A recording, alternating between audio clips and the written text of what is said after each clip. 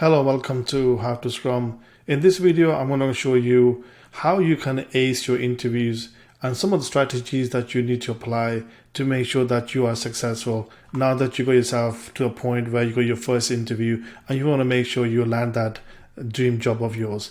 So let's go through some of the strategies that I want to share with you that I have gained over the years, and I want to share that with you so that you can be successful. Some of the things we're going to learn in this video is how do you get ready for an interview? Because having an interview is that magic moment. You've been applying resume sent after resume, applied for so many jobs, and now you got your first interview. You want to make sure you ace that and land that interview, land that job. So the second thing we're going to do is how can you prepare for the common interview questions, because there are always common questions, especially when you're applying for a Scrum Master role. There's always going to be the same questions asked. So you want to make sure that you are prepared for those questions and your answers are nice, concise, and to the point. You also want to demonstrate qualities as an Agile Scrum Master. You want to make sure that you show them that you don't just follow a textbook approach. You apply the techniques and depending on the environment that you work in. So you want to go through some of the qualities that you need to demonstrate during the interview. And also very important is that you need to ask questions at the end of the interview. A lot of time, people don't ask questions. They say you spoke everything that I wanted to ask, but you should ask questions, and then I'll summarize at the end of it. So this is what we're going to go through in this video. So keep watching, as this will help you in your next interview. So how do you get ready for an interview? You need to do research on the company. So whichever company that you have got interview with, you need to understand what this company is doing, why are they operating, what's their vision, and what are some of the goals that this company has, and what is their market position. So you want to understand their key kind of competitors to make sure that they're always trying to be ahead of the game. What exactly are they providing as a product, as a service? So you need to look at what they have and look at their competitors and see how much catching up they have to do, or are they the leader of the pack? So either way, you just need to do research on the company. A lot of times when I was interviewing people and I asked them, what do you know about the company that they have come for the interview? And they'll say, oh, my friend told me to apply. It's a good company and I want to, that's what I did. And it's a really terrible answer, because sometimes the interview may start the interview by asking, tell me about the company. And people will actually take too long to say what they need to say, or they don't have concrete goals or concrete facts about the company. So spend time on researching the company. You cannot just go blindly to the interview. So let's look at example for Canadian banks. You have Canadian banks are always looking for customer satisfaction. They're also looking for innovation and digital transformation, making sure that with the online digital era, they want to make sure customers don't have to come into branches to do their whatever they need to do. So they are always innovating to make sure that they are ahead of the game.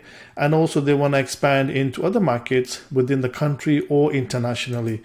So with that in mind, they want to do things like ease of use bank services. For example, how easy is it for me to, for example, deposit a check?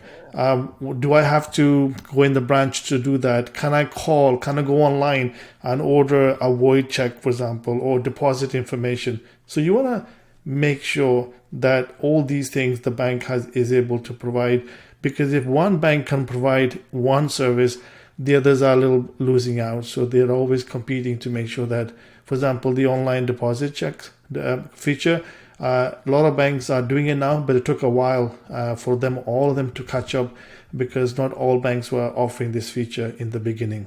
And international banking is important, because if you are available as a bank in say US and then in Canada, if they go to US, then that they'll be able to access some of the bank's services there as well. So this is important when I said you need to do research for a company. So how do you prepare for the common interview questions? Because they're always going to be there. And the first question that I used to do when I used to interview people was, tell me about yourself. And this is a very tricky question. You may feel that it's easy to answer, But a lot of time, people who started speaking about themselves took almost 5 to 7 minutes talking about themselves. One, they didn't know where to start in their life. Do they start from the university time? Do they start from when they went to high school? Do they start from the first company or the middle company? So this is a very difficult question, but at the same time, an interviewer will say, let's just to calm things down, just to make you feel comfortable. Let's start off by saying, tell me about yourself so that, you can feel comfortable. And I would say you need to apply this strategy called EES, which I have applied since I have known about it. And it's all about talking about your education first, and then you move on to your experience, and then you move on to the skills that you bring to the table.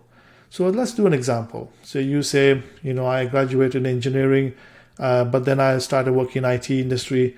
And then I realized that I actually like working in IT and not engineering.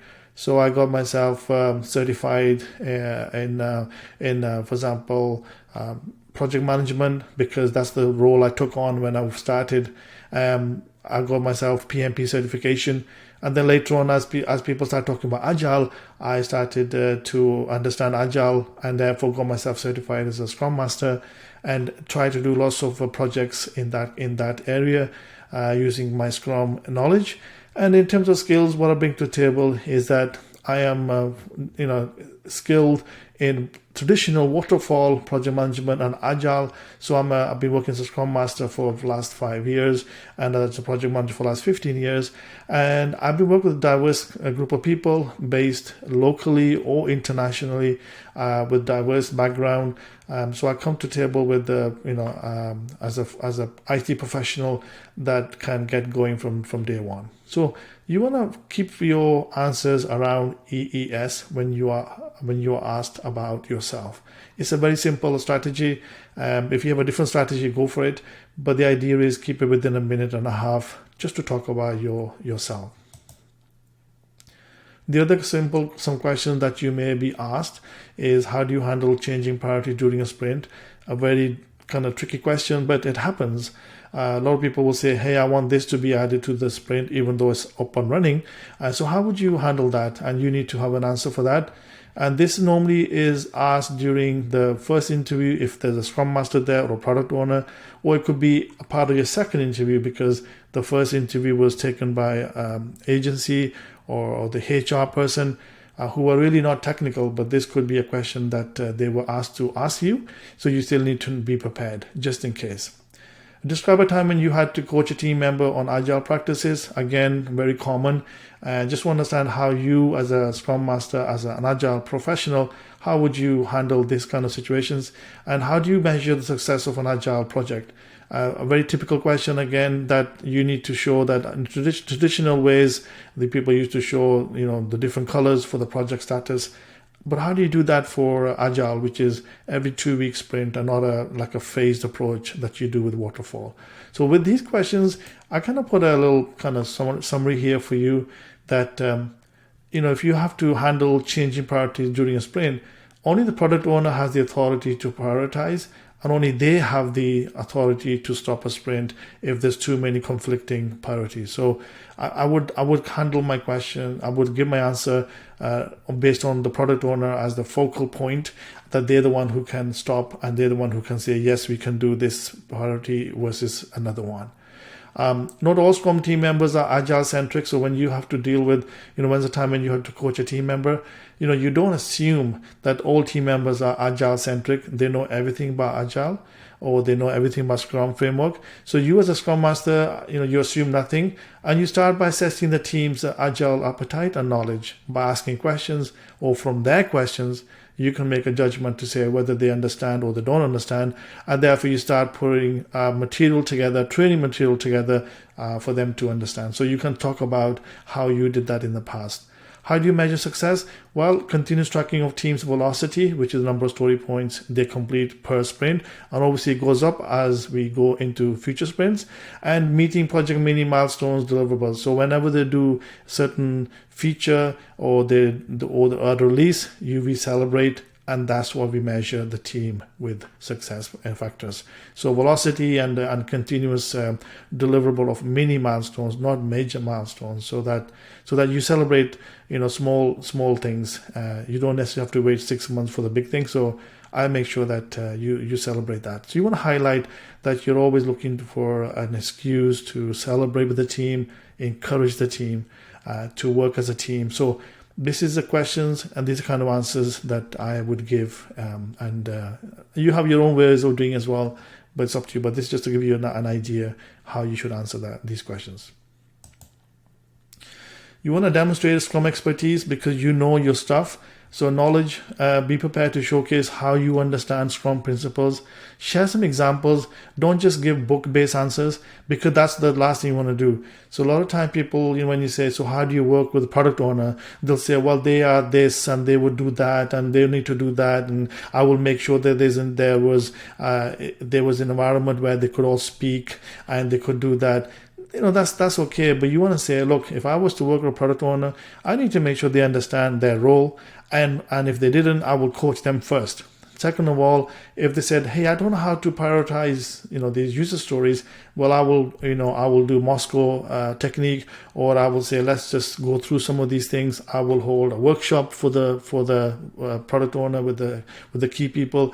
Either way, I'm giving examples of what happened, and you're always sharing these examples in your interview, not just a textbook answers. Don't do that, because it's very easy to see when a person is giving a textbook answer versus someone who has actually done it, because you are saying, I had a very good product owner, I did a really good job as a Scrum Master. I had a terrible product owner, I have to work really, really hard because now I was not getting direction, the team was not getting any directions, we were not prioritizing. So it's important that you give examples of different variations of your past experience and give that example when you give answers. Yes, you can base it on textbook, but try to bring it into real life to say, you're supposed to do daily Scrum 15 minutes, but really it took almost half an hour because I had almost 15 people in my Scrum team, even though there should be less than 10. So what the book says is ideal, but reality is different. So you need to bring that reality into the interview answers, and that's what's going to win you over and make you the leader of the pack. And the key thing here is that you need to practice. You need to rehearse the answers over and over again to make sure you understand, so that you don't get uncomfortable. How am I going to answer that? What would they going to answer? What kind of question they're going to ask me? So you want to make sure that you are always ready for the question that may come your way, and don't be afraid to say, I don't know the answer to that one, but if I had to deal with that situation, this is what I would do. So yeah, you want to give. Don't just say I don't know. That just looks too short, too strict. Try to say, I don't know, I never had that experience, but if I was in that situation, this is what I would do. And they're looking for your thinking process. They're looking for how would you deal with that. And a lot of times when I was interviewing people, I was looking for how this person would fit into my team. How would they add value, and how would they add the morale to the team?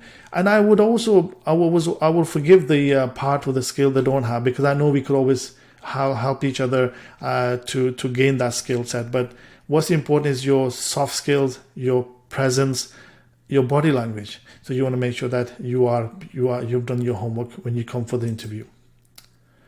So how would you demonstrate some of the key qualities as an Agile professional? You want to portray the image that you're flexible and you adapt to the change, which environment you're in.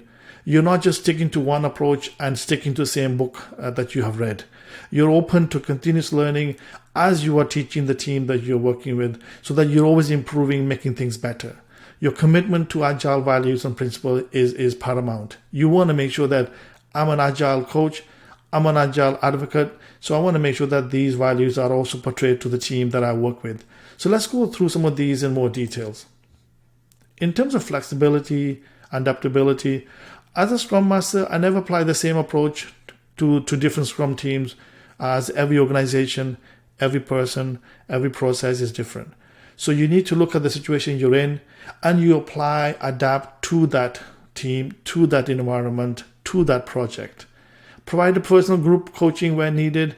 I always make sure that I make an announcement that if anybody is interested in learning the basics of Scrum, I'm going to hold a one-on-one session, a group lunch and learn. And if you're interested, let me know. Lo and behold, I had the whole team attending lunch and learn because nobody wants to put their hand up and say, I don't know. So if you say you're doing this as a group, they'll all turn up because some people will have gaps in their understanding. Some people will have nothing and they will gain.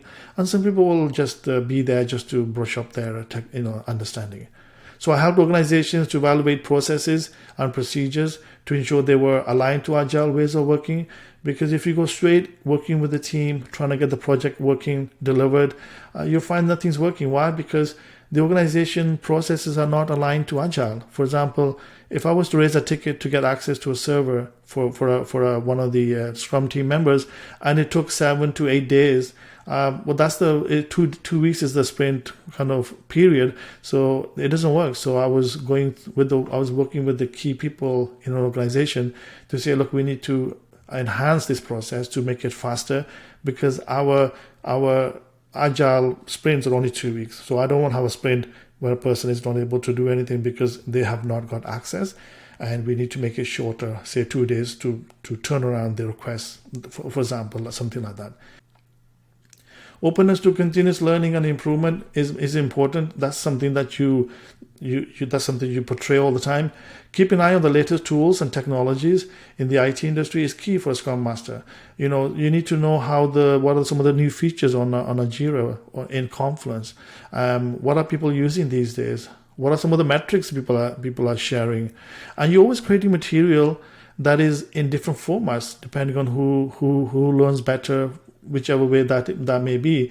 So for example, I might use presentation slides. If that works, I might use workshops where people come in person. We use stickies and we do post-it notes. We use walls to demonstrate. And we do some hands-on simulation that I put together that will show them how to set up a Jira or Confluence. And it's just an exercise to do that just to practice and for them to know whether they're able to do that kind of stuff or not. So I do the continuous learning depending on the people I work with, and you want to show that you are using various techniques, various tools to present that information, and you want to show that by saying some of these examples that I have given you here. Commitment to Agile values and principles. That's what you are as a Scrum Master, and I use this KYC, know your crap. If you know your Agile, your Scrum framework, you don't feel afraid as a Scrum Master when you do your job, the first day on the job, or do the interview, because you know your knowledge, you know everything about Scrum framework. You know things are said 1, 2, 3, but reality is X, Y, Z. You know your stuff, how to cut and change depending on who you're talking to. So know your crap, know your stuff is important. Many times the Scrum team will try to wiggle their way out and say, I don't want to attend daily Scrums, or I don't want to do retrospectives. We don't need that. But you as a Scrum Master need to coach them and say, this is the reason why we have a daily Scrum. This is the reason why we have retrospectives, so that they understand and therefore they can attend. Maybe no one has told them that this is the reason.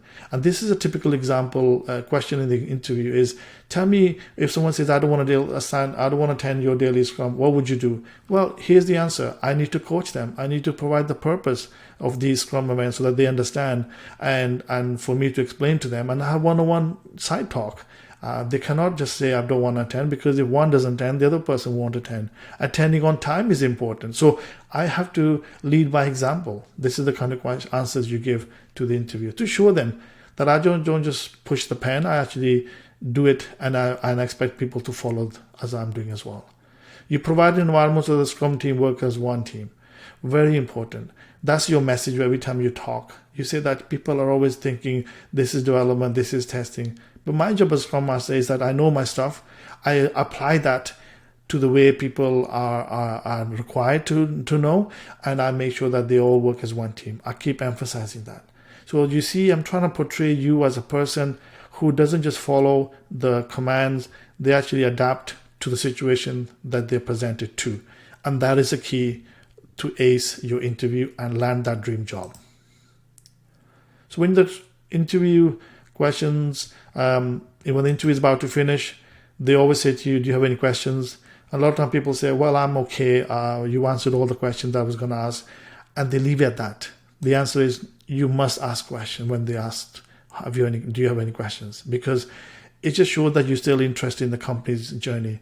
You can still ask questions like, can you describe your organization's maturity and what are some of the challenges? Because everyone claims to be agile centric. We are agile. But when you ask them some of the challenges, they'll say, well, people are not really understanding Scrum or Agile. We had a lot of people turnover. We don't seem to deliver. We don't seem to clear items within a sprint. All these things are flags, red flags. And you can say, I understand that. And the way you're going to handle that is that you're going to start by talking to people, individuals, maybe taking less work per sprint in the beginning and increasing as you go along. The velocity will get increased, etc. How does a company measure the success of the agile teams? Again, you have to know how do you present the information about the progress of the project? How are the stakeholders informed about the progress, etc.? What's the company's approach to continuous learning? Like, do you provide coaching? Do you provide people to be certified in Scrum if they're interested, for example? So all these things are good to ask, and it just shows your interest. And then you actually put the interviewer in their shoes, because now you're asking them the questions, and they may not know the answers.